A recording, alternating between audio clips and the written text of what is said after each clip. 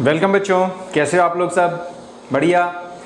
एक Newton laws of motion में सबसे ज़्यादा बच्चों को दिक्कत होती है और उसमें अगर फ्रिक्शन की भी बात कर ली जाए तो थोड़ी सी प्रॉब्लम और बढ़ जाती है। तो ऐसी हम लोग कुछ कॉन्सेप्ट बिल्डिंग प्रॉब्लम्स करेंगे जिनको करने के बाद आप लोगों को कभी भी किसी भी टाइप की क्वेश्चंस करने में कभी भी दिक्कत नहीं आएगी। तो शुरू करते हैं हम लोग कुछ कॉन्सेप्ट बिल्डिंग प्रॉब्लम्स। पहली प्रॉब्लम है a body slipping on a rough horizontal surface. इसमें क्या इंफॉर्मेशन हमें दी हुई है? एक रफ सरफेस है, वो भी हॉरिजॉन्टल। ठीक है, सबसे इजी प्रॉब्लम यही होती है कि वो सरफेस कैसा हो, हॉरिजॉन्टल। इसमें कुछ फोर्सेस कम लगेंगे और सिंपल से फोर्सेस लगेंगे। तो हॉरिजॉन्टल सरफेस है और एक बॉडी स्लिप कर रही है, स्लाइड कर रही है कह सकते हैं। ठीक है, moves with a deceleration of 4 metre पर सेकंड स्क्वायर, यानी इसको धक्का मार के छोड़ दिया है और वो धीरे धीरे रुकती रुकती रुक जाएगी। तो किस रेट से रुक रही है, यानी उसकी डीएक्सेलरेशन क्या है? 4 मीटर पर सेकंड स्क्वायर। मतलब इस रेट से उसकी स्पीड कम हो रही है और उसको कम करने वाली जो फोर्स है, उसकी स्पीड को कम करने वाला जो फोर्स है वो जरूर से जरूर फ्रिक्शन फोर्स ही होगा, है कि नहीं? क्योंकि हमने देखा है कि न्यूटन के फर्स्ट लॉ से कि अगर कोई फोर्स ना लगे तो बॉडी चल रही है तो चलती ही रहेगी। यहाँ तो हमारी बॉडी रुक रही है, इसका मतलब कोई ना कोई फोर्स लग रहा है, और जो फोर्स लग रहा है जो इसको डीएक्सेलरेट कर रहा है वो बिल्कुल फोर्स ऑफ फ्रिक्शन ही है। तो हम लोग कह सकते हैं कि फोर्स ऑफ फ्रिक्शन लग रहा है, उसी की वजह से ये डीएक्सेलरेशन हो रही है। तो फोर्स ऑफ फ्रिक्शन होना चाहिए मास इनटू एक्सेलरेशन, है ना? और ये एक्सेलरेशन यहाँ पर डी एक्सेलरेशन में दी हुई है। What is the coefficient of kinetic friction between the block and the plane? तो इस ब्लॉक और इस प्लेन के बीच में कोफिशिएंट ऑफ काइनेटिक फ्रिक्शन क्या है? जब बॉडी चल रही होती है तो उसमें कौन सा फोर्स ऑफ फ्रिक्शन आता है? काइनेटिक फोर्स ऑफ फ्रिक्शन आता है ना? जब बॉडी रुकी हुई होती है तो हम लोग कह सकते हैं या तो वो स्टैटिक फोर्स ऑफ फ्रिक्शन है या फिर लिमिटिंग फोर्स ऑफ फ्रिक्शन है। ठीक है, हमें ये इन्फॉर्मेशन नहीं होती है कि वो चलने वाली है या अभी काफ़ी देर है उसे चलने में। यहाँ तो साफ साफ दे रखा है कि वो बॉडी चल रही है। तो हम लोग कह सकते हैं कि जो फोर्स ऑफ फ्रिक्शन है वो काइनेटिक फोर्स ऑफ फ्रिक्शन ही है, और उसका फॉर्मूला हम जानते हैं, वो होता है म्यू के कोफिशिएंट ऑफ काइनेटिक फ्रिक्शन और नॉर्मल रिएक्शन। नॉर्मल रिएक्शन क्या होगा? नॉर्मल रिएक्शन, अगर बॉडी का मास है m तो एक्शन यानी ग्रेविटी का फोर्स mg होगा, प्लेन सरफेस है तो mg ही होगा, और उसका जो रिएक्शन है वो नॉर्मल रिएक्शन है। नॉर्मल रिएक्शन क्लियर है ना? क्यों आता है? क्योंकि देखो इस ब्लॉक का कुछ बोझ है, अपने हाथ में रख करके देख लो इस ब्लॉक को। मान लो अपने हाथ में रखा हुआ है ब्लॉक, तो तुम्हें बोझ लगेगा ना, और तुम्हें नीचे गिरने नहीं देना है तो तुम्हें लगातार उतना ही फोर्स ऊपर लगाना पड़ेगा जितना कि उसका वजन है। अगर जरूरत से ज़्यादा लगाओगे तो ऊपर चलना शुरू कर देगा, अगर कम लगाओगे तो नीचे हो जाएगा, अगर हटा लोगे तो गिर ही जाएगा, है कि नहीं? तो नॉर्मल रिएक्शन एक्शन के अपोजिट है। एक्शन है हमारा mg, क्लियर? तो ये नॉर्मल रिएक्शन लग रहा है, और हम जानते हैं नॉर्मल रिएक्शन फिलहाल तो mg के इक्वल है, क्योंकि ना तो हमारी बॉडी ऊपर जा रही है ना नीचे जा रही है, हमारी बॉडी तो आगे डीएक्सेलरेट कर रही है। तो हम लोग लिख सकते हैं म्यू के mg। ठीक है, यही फोर्स डीएक्सेलरेट कर रहा है और वही फोर्स ऑफ फ्रिक्शन ये है। तो इक्वेट करके हमें क्या मिलेगा? हमें मिलेगा ma is equal to mu k mg। अब देख रहे हो मास की जरूरत ही नहीं है, इसलिए इस क्वेश्चन में मास नहीं दिया होगा। इसलिए कभी कोई किसी क्वेश्चन में अगर मास ना दिया हो तो आप अपनी प्रॉब्लम करनी शुरू कर दें, आप देखोगे कई बार ज़्यादातर मास कट जाएगा ऐसी सिचुएशन में। सो हमें म्यू के निकालना है। म्यू के होगा acceleration by gravity, acceleration to gravity. So acceleration आपकी कितनी है? 4, और एक्सेलरेशन टू ग्रेविटी अज्यूम कर लेते हैं इजी के लिए 10। तो हमारा जो म्यू के होगा 0.4 होगा। इसकी कोई यूनिट नहीं होगी क्योंकि ये डायमेंशनलेस यूनिटलेस कांस्टेंट है। क्लियर है? और ये डिपेंड करता है type of surface in contact. ये सरफेस जो है, जो ब्लॉक और हमारे सरफेस के बीच में है, ये सरफेस कैसा है इसके ऊपर डिपेंड करेगा हमारा म्यू के। क्लियर है? ठीक, बहुत ईजी। ठीक है, अगला क्वेश्चन है, वैसे ही क्वेश्चन है। A block is projected along a rough horizontal road with a speed of 10 metre per second if the coefficient of kinetic friction between the block and the surface is 0.1, how far will it travel before coming to rest?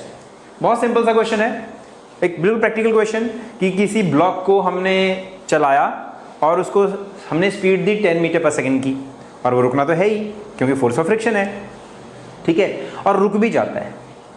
तो कहा है how far will it travel before coming to rest, तो हमें निकालना है कितनी distance travel करेगा रुकने से पहले। इसका मतलब हमारी फाइनल वेलोसिटी 0 है और इनिशियल वेलोसिटी दे रखी है 10 मीटर पर सेकेंड, ठीक है, हमें s निकालना है। तो अगर हम देखें काइनेमेटिक्स के फॉर्मूले को यूज करने के लिए हमें एक्सेलरेशन चाहिए इसके अंदर, या तो टाइम चाहिए, ना तो हमारे पास एक्सेलरेशन है ना टाइम है, एक्सेलरेशन निकालना पड़ेगा। अब जैसे हमने पिछले क्वेश्चन में किया था कि हमारा ब्लॉक रुका, तो रुका क्यों?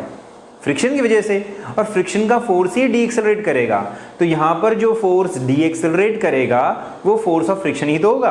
तो क्या होगा वो? सो फोर्स ऑफ फ्रिक्शन हम जानते हैं वो, क्योंकि हमारी बॉडी चल रही है ना, इसलिए हम लिखेंगे म्यू के नॉर्मल रिएक्शन, और वो होगा म्यू के एम जी, ठीक है, नॉर्मल रिएक्शन, क्योंकि हॉरिजॉन्टल सरफेस पे हमारी बॉडी रखी है तो नॉर्मल रिएक्शन एम जी होगा। अगर हमारा सरफेस हॉरिजॉन्टल होता है और उस समय उस हमारी बॉडी का मास m है तो एक्शन यानी वेट होगा mg, ठीक है, इतना ही फोर्स टेबल लगाएगा ब्लॉक के ऊपर, उसी को कहेंगे normal reaction. Normal reaction mg के ही इक्वल है, तो हमने लिखा n की जगह mg, और यही फोर्स एक्सेलरेट भी करता है, तो हम लोग लिख सकते हैं मास इनटू एक्सेलरेशन। देखो इस क्वेश्चन में मास नहीं दिया ना, क्योंकि मास कटना है आखिर में, मास की जरूरत ही नहीं पड़ेगी, तो एक्सेलरेशन होगी म्यू के जी, और म्यू हमें दिया हुआ है 0.1 और जी दिया हुआ है 10, इजी के लिए हम लोग 10 ले लेते हैं, और हमारे पास एक्सेलरेशन आएगी 1 मीटर पर सेकेंड स्क्वायर, क्योंकि डी एक्सेलरेशन है इसलिए इसको माइनस में लिख लेंगे। अब हम पुट करते हैं, अब हमारे पास एक्सेलरेशन भी आ गई, तो देखो कौन सा फॉर्मूला यूज करना पड़ेगा, यही ठीक रहेगा 2as, क्योंकि हमें s चाहिए है ना, हमारे पास सारी चीज़ें s को छोड़ करके, सो s होगा, फाइनल वेलोसिटी है 0 क्योंकि हमारी बॉडी रुक जाती है। इनिशियल वेलोसिटी क्या है? इनिशियल वेलोसिटी 10 का स्क्वायर, ठीक से लिखते हैं, 2 एक्सेलरेशन -1 इंटू s, तो इससे क्या मिला हमें? इससे मिला -100 is equal to -2s, so minus minus cancel, s आ गया 50 मीटर, ठीक है। बहुत प्रैक्टिकल क्वेश्चन, बहुत सिंपल सा, जो हम डेली लाइफ में देखते हैं वही तो है। हमें ये देखना है कि हमारी बॉडी रुकी तो रुकी क्यों? रुकी तो फोर्स ऑफ फ्रिक्शन की वजह से रुकी, और क्योंकि चल रही थी तो हमें काइनेटिक फोर्स ऑफ फ्रिक्शन लेना पड़ेगा म्यू के, ठीक है, कोफिशिएंट ऑफ काइनेटिक फ्रिक्शन दे भी रखा है, तो उससे हमने फोर्स ऑफ फ्रिक्शन निकाला, यही इसको डी एक्सेलरेट करता है, उसी से हमने एक्सेलरेशन निकाल करके अपने पुराने फॉर्मूले में यूज करके डिस्टेंस निकाल ली। क्या प्रॉब्लम है? ठीक है, बहुत इजी। चलो नेक्स्ट क्वेश्चन करते हैं।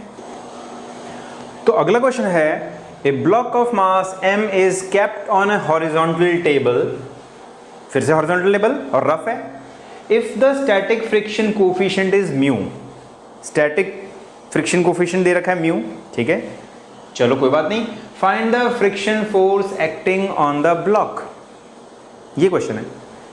एक ब्लॉक रखा है हॉरिजॉन्टल सरफेस पे, इस तरीके से एक ब्लॉक रखा है जस्ट, और म्यू है हमारा, म्यू है, ओके।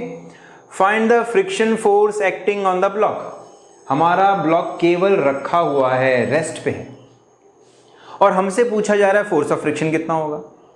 चलो मान लो अगर हम अंदाजा लगाएं, तो फोर्स ऑफ फ्रिक्शन तो होता है म्यू एम जी, वैसे तो n होता है, n की जगह हम mg लिख लेंगे। हॉरिजॉन्टल सरफेस पे मैंने बताया था कि अगर बॉडी का मास m है तो एक्शन होगा mg और रिएक्शन होगा n, बॉडी ना तो ऊपर जा रही है ना नीचे जा रही है, तो n हमारा mg के इक्वल ही होगा।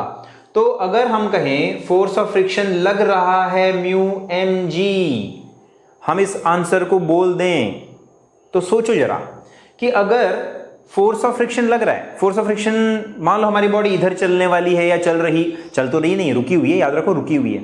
तो म्यू एम जी मान लो इधर लग रहा है या उधर लग रहा है, इतना फोर्स ऑफ फ्रिक्शन लग रहा है इस फॉर्मूले के हिसाब से। तो अगर ये फोर्स लग रहा है तो हमारी बॉडी चल क्यों नहीं रही? चलनी चाहिए ना, फोर्स लगेगा तो बॉडी चलनी चाहिए, लेकिन बॉडी तो रुकी हुई है।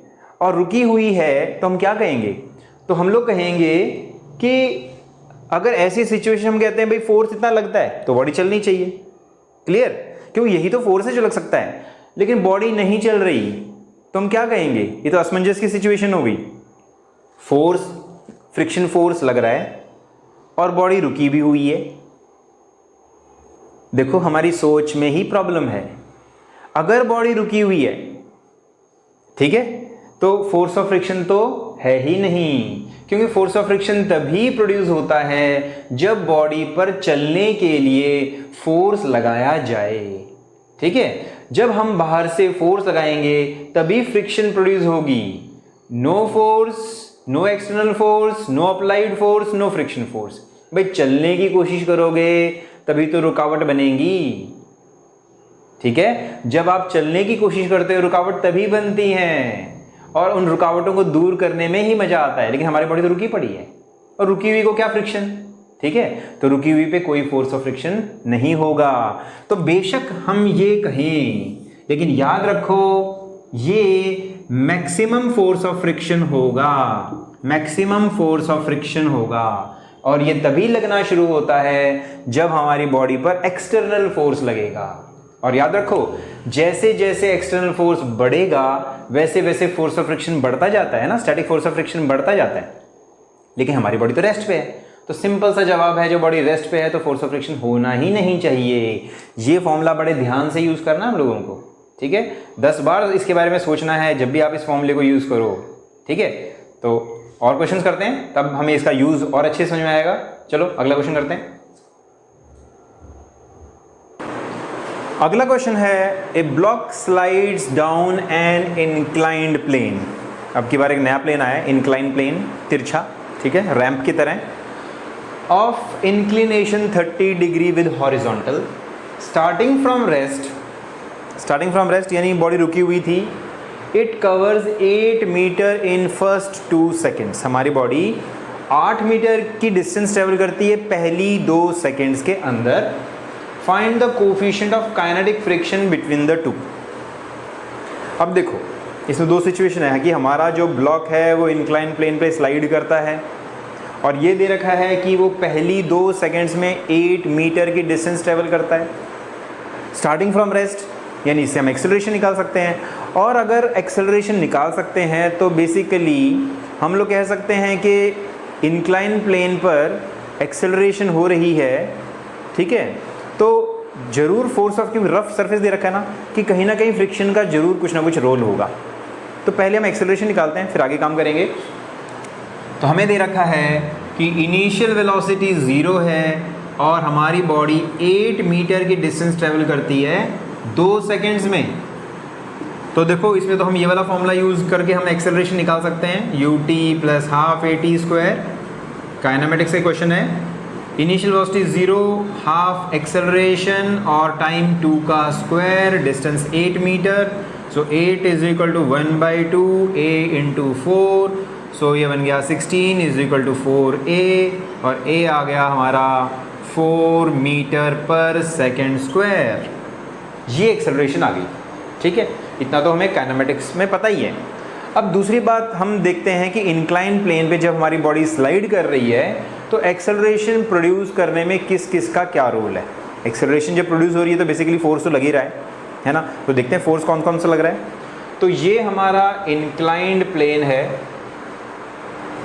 इसे इंक्लाइन प्लेन कहते हैं, और ये हॉरिजॉन्टल है। इंक्लाइन प्लेन, ये इंक्लाइन प्लेन है, हॉरिजॉन्टल के साथ, ये हॉरिजॉन्टल है, 30 डिग्री का एंगल बनाता है। और ये हमारा कोई ब्लॉक है या कोई बॉडी है, यहाँ है इस तरीके से।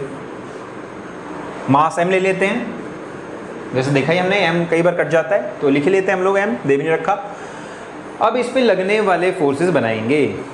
अब ये हॉरिजॉन्टल सरफेस नहीं है, mg और n सीधे सीधे कर दिया, लेकिन अब थोड़ा सा हमें ध्यान से करना है। mg तो आंख मीच करके हम लोग नीचे ही करेंगे, mg तो towards the centre of earth है ना, हमेशा ऐसे ही लगेगा कहीं कैसी ही सरफेस पे हो। ओके, रिएक्शन कैसा होगा? रिएक्शन कॉन्टैक्ट सरफेस के परपेंडिकुलर ही होगा, ठीक है, कॉन्टैक्ट सरफेस के परपेंडिकुलर ही होगा। इसको हम बड़े आराम से किसी एग्जांपल की हेल्प से समझ सकते हैं कि मान लो आपके पास, चलो एक ब्लॉक मिल गया, मुझे एक ब्लॉक मिल गया ये, ठीक है, एक ब्लॉक मिल गया। अगर मैं ऐसे रखता हूँ ब्लॉक को तो सारा बोझ मेरे हाथ पे पड़ रहा है, लेकिन जैसे जैसे मैं ऐसे करूँगा आप लोगों देखोगे कि आपका बोझ आपको कुछ कम फील होगा, ठीक है, काफ़ी कम होगा ऐसे।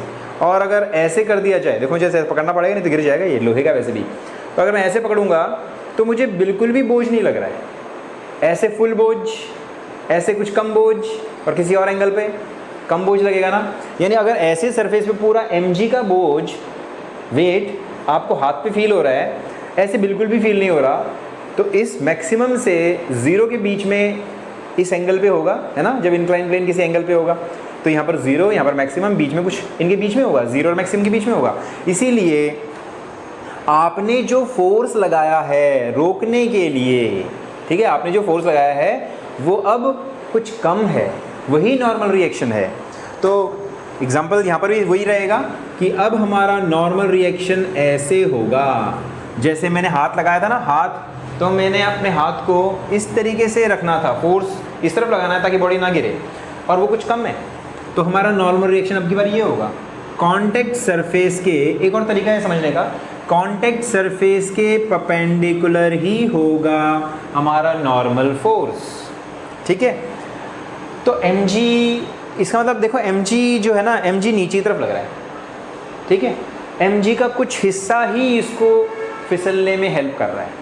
तो अगर हमारा ये फोर्स mg है, ठीक है, हम निकालना चाहते हैं mg का कितना हिस्सा हमारे ब्लॉक को फिसलने में हेल्प कर रहा है ना, कुछ हिस्सा ब्लॉक को फिसलने में मदद कर रहा है, और mg का कुछ हिस्सा बोझ प्रोड्यूस कर रहा है। मैंने कहा ना कम बोझ लग रहा है, तो mg का कुछ हिस्सा ही हमें यहाँ पर फील होगा, ठीक है, वो निकालेंगे। तो देखो इस ट्रायंगल की हेल्प से निकालेंगे, ये एंगल 90 डिग्री है, ये 30 डिग्री है, ये 60 हो गया, है ना, ट्रायंगल के तीनों एंगल का सम 180 होता है। और क्योंकि ये हमारा कॉन्टैक्ट सरफेस के परपेंडिकुलर है, ये हमारे सरफेस के परपेंडिकुलर है, तो ये एंगल 30 डिग्री ही होना चाहिए, क्योंकि ये 60 है, 30 होगा। तो mg का ये कंपोनेंट जिसके साथ 30 डिग्री देख रहे हैं वो कॉस होगा, mg cos 30 होगा, और ये वाला mg sin 30 होगा। तो mg sin 30 फिसलने में मदद करता है। अब हमारा ब्लॉक नीचे फिसलेगा तो फोर्स ऑफ फ्रिक्शन अपोजिट में लगेगी, बैक साइड में इधर लगेगी, ये होगी हमारी फोर्स ऑफ फ्रिक्शन। और हम जानते हैं फोर्स ऑफ फ्रिक्शन प्रोपोर्शनल होती है नॉर्मल रिएक्शन के, और हमारी बॉडी फिसल रही है तो F is equal to mu k, क्योंकि काइनेटिक फोर्स ऑफ फ्रिक्शन लेना पड़ेगा कि हमारी बॉडी फिसल रही है, म्यू के n। अब नॉर्मल रिएक्शन को आपको बड़े ध्यान से चूज करना है। हॉरिजॉन्टल सरफेस में नॉर्मल रिएक्शन हमने mg ले लिया था, 2-3 प्रॉब्लम्स में मैं ऐसे किया। यहाँ पर नॉर्मल रिएक्शन mg के इक्वल नहीं है, normal reaction mg cos theta के इक्वल है, तो हम लोग लिखेंगे म्यू के mg cos 30। तो ये force of friction back side में लग रहा है, ठीक है। अब देखो ना तो हमारी बॉडी इधर जा रही है ना हमारी बॉडी इधर जा रही है, तो इन दोनों फोर्स का कोई रोल नहीं है, ये दोनों कैंसिल कर रहे हैं। हमारी बॉडी तो नीचे फिसल रही है, ए एक्सेलरेशन के साथ फिसल रही है, ठीक है, एक्सेलरेशन हमें दे भी रखी है, हमें निकालना है म्यू के, हमें म्यू के निकालना है। तो अब देखो हमें बस ये दो फोर्स की बात करनी है, क्योंकि ये आगे फिसला रहा है और ये पीछे रोक रहा है, ये आगे फिसलाता है ये रोकता है, ये mg sin 30 डिग्री आगे लेके जाता है, फोर्स ऑफ फ्रिक्शन रोक रहा है, तो ताकतवर कौन है, ये ताकतवर है, ठीक है। तो इसका मतलब टोटल फोर्स कितना लग रहा है हमारी बॉडी पर, ये वाला फोर्स माइनस ये force, that is the total force acting on the body. So हम लिखेंगे mg sin 30 minus force of friction, ये नेट फोर्स है जो हमारी बॉडी पे लग रहा है, यही एक्सेलरेशन प्रोड्यूस करता है। तो हम कहेंगे ma, अगर हमारी बॉडी का मास है m और एक्सेलरेशन है a। अब f की वैल्यू हम जानते हैं, mg sin 30 को लिख लेते हैं सीधे mg/2 minus force of friction mu k mg cos 30 √3/2 is equal to m, और एक्सेलरेशन कितनी है हमारी 4, एक्सेलरेशन इज 4। ओके, सो देखो मास कैंसिल हो गया, और अगर हम 2 को उधर ले जाएं तो ये 2 इधर 2 हो जाएगा। सो हमें क्या मिला, g माइनस म्यू के की वैल्यू हमें निकालनी है, म्यू के तो हमें निकालना है, g √3 इज इक्वल टू 8। अब थोड़ा इधर करना पड़ेगा, तो हमें म्यू के निकालना है, g को हम लोग 10 ले लेते हैं, तो हमें मिलेगा 10 minus mu k into 10 √3 is equal to 8, 10 minus 8 is equal to mu k into 10 √3, so this is 2 is equal to mu k into 10 √3, so mu k आ गया 2 upon 10 √3 यानी कि 1 upon 5 √3। बहुत इजी, समझाई बात, ठीक है। तो बेसिकली हमें इसको टुकड़ों में करना है। पहले हमने एक्सेलरेशन निकाली, अब एक्सेलरेशन निकाली, अब हम देख रहे हैं कि हमारा ब्लॉक रफ सरफेस पे स्लाइड कर रहा है, तो फोर्स ऑफ फ्रिक्शन तो लगेगा ही। mg sin थीटा आगे लेके जाता है, फोर्स ऑफ फ्रिक्शन रोकता है, नेट फोर्स हमने निकाल लिया, एक्सेलरेशन पहले निकाल चुके थे, म्यू के आ गया। क्या प्रॉब्लम है, क्लियर? तो इस क्वेश्चन में हमें एक डिफरेंट काम करना पड़ा कि जब इंक्लाइंड सरफेस होगा तो नॉर्मल रिएक्शन क्या होगा वो हमें यहाँ पर मालूम पड़ा। तो नॉर्मल रिएक्शन हमेशा mg के इक्वल होना जरूरी नहीं है। तो अगला क्वेश्चन करते हैं ऐसे ही। अगली प्रॉब्लम है, suppose the block of previous problem is pushed down the incline with a force of 4 Newton. Incline भी वही है, उसका म्यू के भी वही है।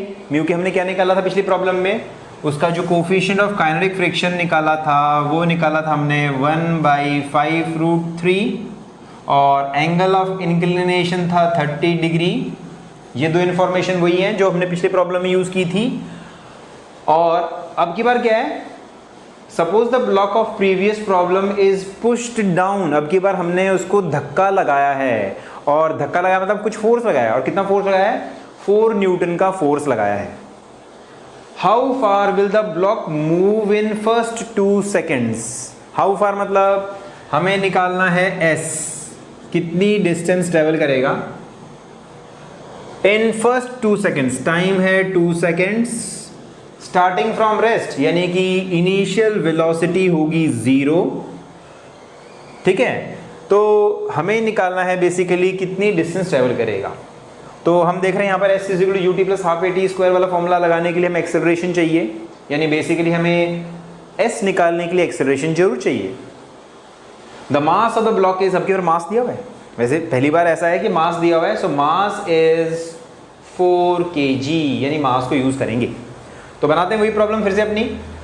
ये था इंक्लाइंड प्लेन, ये है हॉरिजॉन्टल, ये है एंगल ऑफ इंक्लिनेशन, ये हमारा ब्लॉक है, और हमारे ब्लॉक पे लगने वाले फोर्सेस जो हमने पहले बनाए थे mg sin थीटा। अब हम बार बार वही चीज़ नहीं कहेंगे, हम कहेंगे भाई mg sin 30 फिसलने में हेल्प करता है, और फोर्स ऑफ फ्रिक्शन होगा म्यू के mg cos 30, है ना, क्योंकि नॉर्मल रिएक्शन mg cos 30 था, तो फोर्स ऑफ फ्रिक्शन क्या होगा, म्यू के mg cos 30।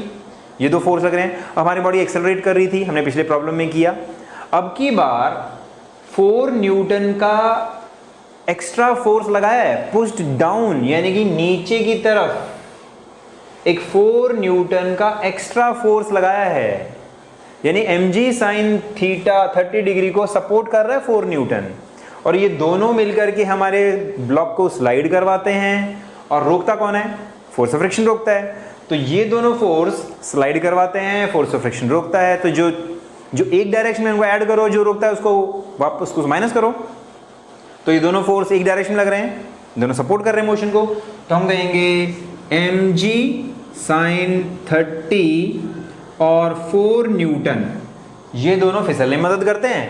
और रोकता कौन है? रोकता है म्यू के mg cos 30, ये है रोकने वाला फोर्स। तो ये हुआ हमारी बॉडी पे लगने वाला टोटल फोर्स, इसी से एक्सेलरेशन होगी। और हम लिखेंगे मास इनटू एक्सेलरेशन। अगर हम एक्सेलरेशन निकाल लेते हैं तो हम लोग फिर s निकाल पाएंगे। तो पुट करते हैं हम लोग, m है 4, g है 10 sin 1/2 30, 4 माइनस म्यू के हमने निकाल चुके थे 5√3, मास है 4 kg, g है 10 cos 30 √3/2 is equal to 4 into acceleration.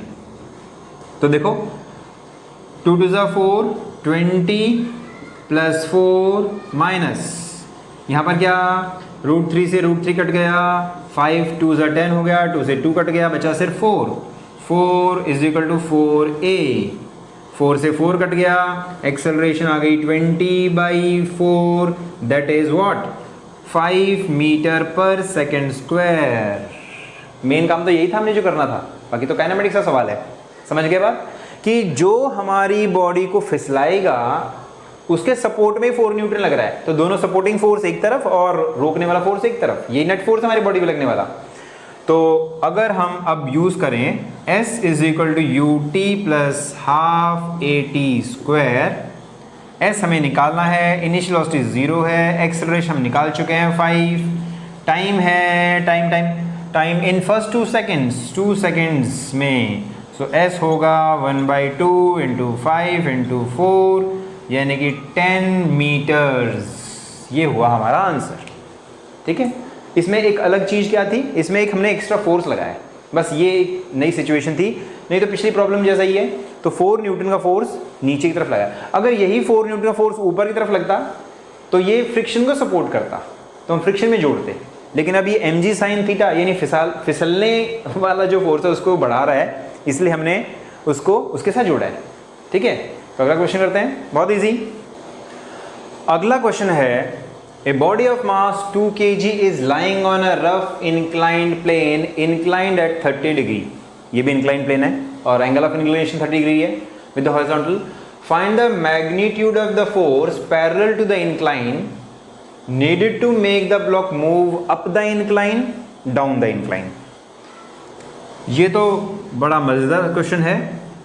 यही हमारा इंक्लाइन है 30 डिग्री वाला और हमने अपना ब्लॉक रखा हुआ है। अब दो सिचुएशन में हमें करना है, बहुत ही प्रैक्टिकल क्वेश्चन। एक बार ऊपर चलाने के लिए धक्का हमें कितना लगाना पड़ेगा वो, ठीक है। Find the magnitude of force parallel to the incline. Incline के पैरेलल हमें लगाना है, इधर इंक्लाइन के पैरेलल मतलब ऐसे, ठीक है। इंक्लाइन के पैरेलल ही आपको फोर्स लगाना है। कितना फोर्स लगाओगे ऊपर ले जाने के लिए और नीचे धकेलने के लिए।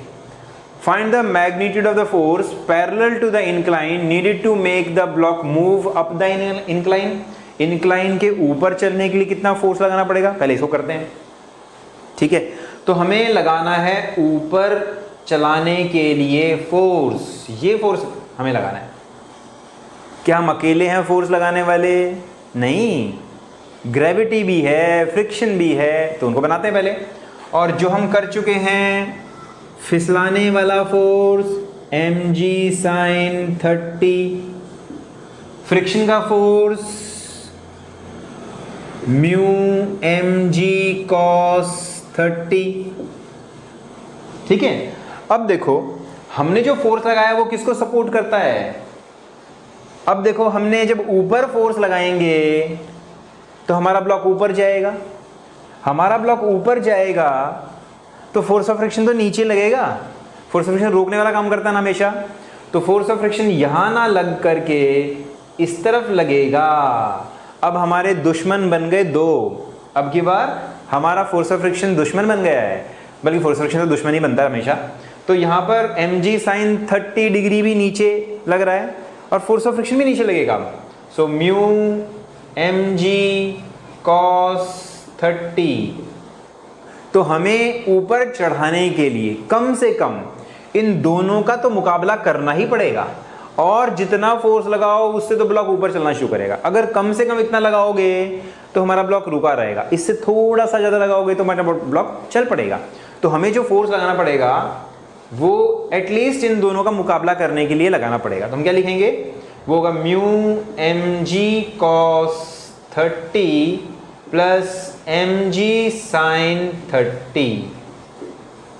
सो ब्लॉक का मास दिया हुआ क्या 2 kg, हाँ दिया हुआ है, और म्यू दिया हुआ है क्या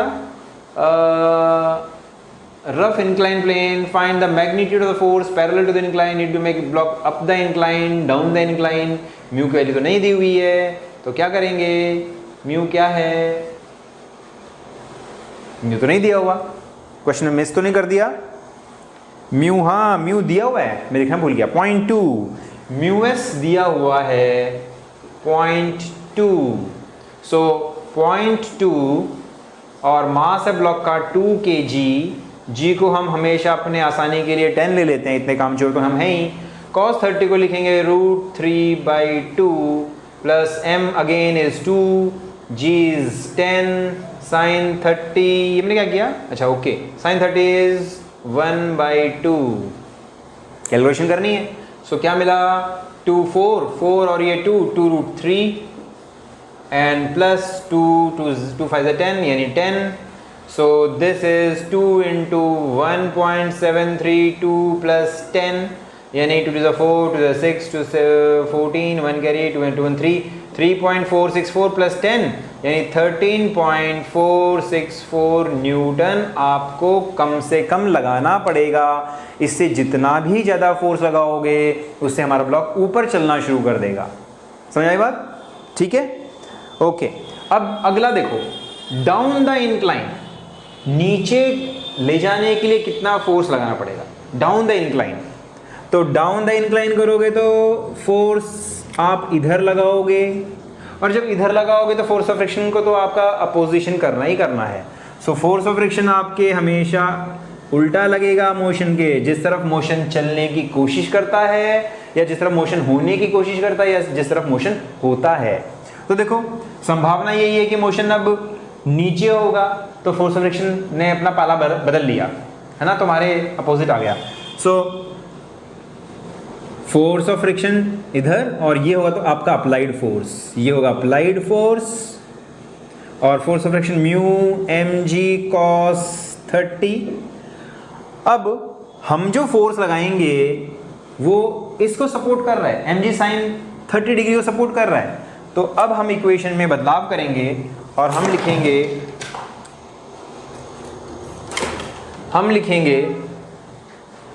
F plus mg sin 30 degree is equal to, बल्कि माइनस, है ना, आपको कम से कम इतना फोर्स लगाना है, आपको एटलीस्ट इतना फोर्स लगाना है कि आप म्यू mg cos थीटा के बराबर हो जाओ, ठीक है, तभी आप चल पाओगे। तो आपको जो फोर्स लगाना है वो होगा mu mg cos 30 minus mg sin 30। अब पुट करते हैं वैल्यूज और सॉल्व करते हैं इसको, और क्या मिलता है, म्यू हमें दे रखा है 0.2, मास दिया हुआ है again 2 kg, g is 10, √3/2, mass again is 2, g is 10 and 1/2। so 2 से 2 गया 2 and this is √3 and this is 20। so क्या लिखोगे 2 into 1.732 minus 20। इसका मतलब क्या है, आपको अपने आप ही चलेगा, आपको कुछ ज़्यादा फोर्स लगाने की जरूरत नहीं है। नेगेटिव में आंसर आया है, ठीक है। तो आपको नीचे ले जाने के लिए कुछ भी एक्स्ट्रा फोर्स नहीं लगाना, ये तो खुद ही चल रहा है। देखो आपका जो mg sin 30 डिग्री है वही 20 न्यूटन है, यानी फोर्स ऑफ फ्रिक्शन से काफ़ी ज़्यादा है, तो आपका ब्लॉक तो चलेगा। इसलिए आपको क्या करना है, एक्स्ट्रा फोर्स लगाना ही नहीं है। तो सेकंड क्वेश्चन का आंसर होगा 0। आपको सेकंड सिचुएशन में नीचे धकेलने के लिए कुछ भी नहीं करना, आपको तमाशा देखना है। फ्रिक्शन फोर्स अब कमजोर पड़ गया है और हमारा mg sin थीटा हावी हो गया है, इसलिए हमारा ब्लॉक अपने आप फिसलेगा। ठीक है, नेक्स्ट क्वेश्चन करते हैं।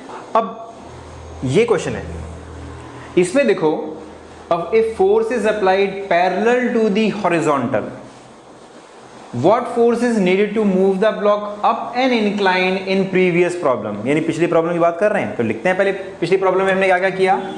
पिछली प्रॉब्लम में हमारा एंगल ऑफ इंक्लिनेशन 30 डिग्री था, हमारा ब्लॉक ये था, और हमने क्या किया था, हमने parallel to the incline force लगाया था ऊपर ले जाने के लिए और नीचे धकेलने के लिए, ये किया था ना हमने पिछली प्रॉब्लम में। ऊपर फोर्स लगाया था यानी इंक्लाइंड के पैरेलल लगाया था, ठीक है, और हमने निकाला था कितना फोर्स चाहिए होगा चलने के लिए। लेकिन अब की बार क्या कहा है, अब की बार कहा है force applied parallel to the horizontal, horizontal के पैरेलल कितना फोर्स लगाओगे ताकि हमारा ब्लॉक ऊपर चलना शुरू कर दे। थोड़ा बदलाव है ना, ठीक है, चिंता की बात नहीं इसमें कोई भी। फिर से उसी सिचुएशन में हम आते हैं। तो कौन कौन से फोर्स लग रहे हैं पहले ये देखते हैं। mg हमारा दोस्त mg sin 30 डिग्री, फिलहाल तो mg sin थीटा हमें रोक रहा है ना, mg sin थीटा तो हमारे अपोजिशन में है, सो हमें तो ऊपर लेके जाना है। अच्छा, अगर हमें ऊपर लेके जाना है तो फोर्स ऑफ फ्रिक्शन तो नीचे ही लगेगा, तो फोर्स ऑफ फ्रिक्शन होगा म्यू mg cos 30, ठीक है। अब फोर्स ऑफ फ्रिक्शन, ब्लॉक हमारा प्लेन तो है ऐसा और हम धक्का दे रहे हैं ऐसे, इसका मतलब जो हम फोर्स लगा रहे हैं सारा का सारा फोर्स ऊपर नहीं लगेगा, है ना, उसका कुछ हिस्सा ही ऊपर लेके जाएगा। तो F का कितना हिस्सा ऊपर लेके जाएगा, देखो ये एंगल 30 डिग्री तो ये एंगल भी 30 डिग्री, तो हमारा ये वाला फोर्स इस फोर्स का कुछ हिस्सा ऊपर लेके जाएगा और कुछ हिस्सा ब्लॉक को अंदर दबाएगा, इंक्लाइन प्लेन के अंदर दबाएगा ऐसे, ठीक है। तो अगर हमारा ये एंगल 30 डिग्री तो हमारा ये वाला एंगल भी 30 डिग्री, ये वाला एंगल 30 डिग्री, तो हम लोग कह सकते हैं कि ये 30 डिग्री, ये 30 डिग्री, तो ये भी 30 डिग्री, है ना, ऐसे ऐसे ऐसे ऐसे, ये और ये एंगल 30 डिग्री तो ये एंगल भी 30 डिग्री। तो F का F cos 30 ब्लॉक को ऊपर लेके जाएगा और F sin 30 अजीब सा काम करता है। F sin 30 तो ब्लॉक को इंक्लाइन प्लेन के अंदर घुसाने की कोशिश कर रहा है, यानी ये तो वजन को बढ़ा रहा है। और किसको बढ़ा रहा है, देखो हमने mg तो हमारा ये था, mg cos 30 ये था, cos 30 और mg sin 30 हमने बना ही लिया है। तो ये जो f sin 30 है ये तो mg cos 30 को बढ़ा रहा है, यानी अब हमारा जो नॉर्मल रिएक्शन होगा अब बदल गया है, क्योंकि अब हमने जो फोर्स लगाया ना, ऐसे अजीब सा फोर्स लगाया ऐसे, भाई जाना तो मैं ऐसे है लेकिन हम फोर्स लगा रहे हैं ऐसे, तो उसका कुछ हिस्सा हमारे ब्लॉक के वजन को बढ़ा रहा है। तो हमारा ब्लॉक इतना ज़्यादा और एक्स्ट्रा उसका एक्शन हो गया। सो रिएक्शन कितना हो जाएगा, so reaction will be, normal reaction will be पुराने वाला mg cos 30 जो हमेशा होता है इंक्लाइन प्लेन पर, साथ में f sin 30 भी लगेगा, ये होगा हमारा नॉर्मल रिएक्शन। अगर हमारा नॉर्मल रिएक्शन ये है तो फोर्स ऑफ फ्रिक्शन अब ये नहीं रहेगा, फोर्स ऑफ फ्रिक्शन हम जानते हैं म्यू n होता है, और n तो अब ये चीज़ और एक्स्ट्रा आ गई है जो हमने अपनी मुसीबत खुद क्रिएट करी है। So mu mg cos 30 plus f sin 30, ये हो गया हमारा फोर्स ऑफ फ्रिक्शन, ठीक है। तो हमें निकालना कितना फोर्स हमें लगाना है हमारे ब्लॉक को ऊपर ले जाने के लिए। तो एटलीस्ट हमें जो फोर्स लगाना है वो कितना होना चाहिए, उसका f cos 30 should be equal to mg sin 30, यानी ये जो हम फोर्स लगाना है ये वाला फोर्स ऊपर ले जाने में हेल्प करेगा, ये एटलीस्ट इन दोनों के इक्वल होना चाहिए, यानी mg sin 30, ठीक है, ये फोर्स ऑफ फ्रिक्शन बनाया क्या मैंने, हाँ। सो mg sin 30 इसके और फोर्स ऑफ फ्रिक्शन के बराबर होना चाहिए। सो mg sin 30 1/2 और इसको लिख लेते हैं म्यू हम निकाल चुके हैं 1/5√3, पिछली प्रॉब्लम में यही चल रहा है। 5 था या 0.2 था, 0.2 सॉरी 0.2 था, म्यू के 0.2 था। So this is 0.2 and m क्या है, m हमें दिया हुआ है, m नहीं दिया हुआ, चलो बिना इसके काम चलाते हैं। और g cos 30 √3/2 प्लस f/2 और f √3/2, हमें f के लिए सॉल्व करना है। सो देखो क्या हो रहा है, हम देख रहे हैं f √3/2 is equal to mg/2 plus, और ब्लॉक का मास भी शायद पिछली प्रॉब्लम में दिया हुआ था, हाँ 2 kg, ब्लॉक का मास भी दिया हुआ है 2 kg, हम तो बिना बात में परेशान हो रहे थे, 2 kg दे रखा है। और 0.2 into g into √3/2 plus f/2, तो काफ़ी प्रॉब्लम कम हो गई, 2 से 2 कट गया, यहाँ भी 2 से 2 गया, तो अब यहाँ कर लेते हैं f √3/2 is equal to g plus 0.2 g √3 plus क्या बचा 0.2 इंटू f/2, 0.2 f/2, इसको इधर ले जाते हैं, f √3/2 minus 0.2 f/2 is equal to g plus 0.2 g into √3। Okay, so f बाहर निकाल लेते हैं, अंदर बचा √3/2 माइनस 0.2/2, बल्कि इकट्ठा कर लेते हैं, /2 हो गया, and this is equal to g को बाहर निकाल लेते हैं, 1 प्लस 0.2 √3 यानी 1.732, g को हम लोग 10 ले लेते हैं, बहुत बढ़िया, 2 इधर बचाते 20 हो गया। सो अभी फिर से यहाँ पर आते हैं अपनी प्रॉब्लम को ले जा करके। सो यहाँ पर मिला हमें 21 प्लस 1.732, सो बनेगा 2 to the 4, 2 to the 6, 2 to the 14, 1 carry, 2 and 2 and 3, so 0.314, so 21.3464, this is equal to f के साथ बहुत सारी चीज़ें हैं, √3 1.732 माइनस 0.2, थोड़ा बड़ा लिख लेते हैं इसको, सो f 1.732 माइनस 0.2/2, 2 को हम उधर ले गए थे क्या, 2 को यहाँ ले आए थे क्या, हाँ 2 तो यहाँ ले आए थे, 2 यहाँ थोड़ा ना रहेगा फिर, सो 2 हम लेके जा चुके हैं पहले ही, सो f हो जाएगा 20 इंटू 1.3464 अपॉन 1.532, बड़ी लंबी कैलकुलेशन है, आंसर देकर लिख देता हूँ फटाफट। सो इसका आंसर आता है, सॉल्व करके आना चाहिए, इसका आंसर आना चाहिए 17.5, आंसर शुड बी 17.5 न्यूटन, यही होना चाहिए इसका आंसर। क्लियर हुई बात, ठीक है, मैं चेक कर लिया, यही आंसर है। चलो अब इसके अंदर क्या समस्या हुई, और वही समस्या एक नई सीख बनी कि जो हमने फोर्स लगाया, बड़ा कॉम्प्लिकेटेड सा फिगर दिख रहा है, जो हमने फोर्स लगाया ना उस पर फोकस कर लो बस, जो हमने फोर्स लगाया है उस फोर्स का कुछ हिस्सा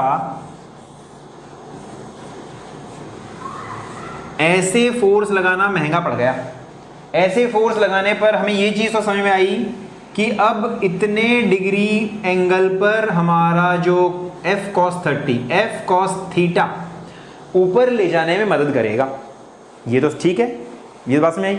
लेकिन ये वाला जो फोर्स है ना f sin थीटा, इसने आपके एक्शन को बढ़ा दिया, आपका normal reaction mg cos theta था ना, उसके साथ ये भी जुड़ गया, ये जुड़ गया तो नॉर्मल रिएक्शन इन दोनों के इक्वल हो गया। सो नॉर्मल रिएक्शन बन गया mg cos theta plus f sin theta.